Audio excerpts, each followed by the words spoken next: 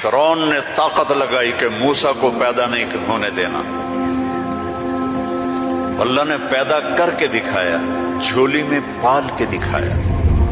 ابراہیم علیہ السلام، وہ آگ اتنی تیز ہو گئی کہ ان کو پھینک نہیں سکتے تھے، جو قریب جائے وہ بھی جلتا تھا. تو ابراہیم علیہ السلام سے کہنے لگے تو اب چلا جا آگ میں، چلا جا. کہ میں کیوں جاؤں، تم پھینکو مجھے. تو پھر شیطان آیا، اس نے توپ بنا کے دی، اس میں جو ان کو پھینکا تو ان کا حسبی اللہ و نعم الوکیل. فرشتہ آ گیا، ملک المطر، امطر علیہا الماء، الک حاجہ، قال اما الیک فلا اما الی اللہ فنعم.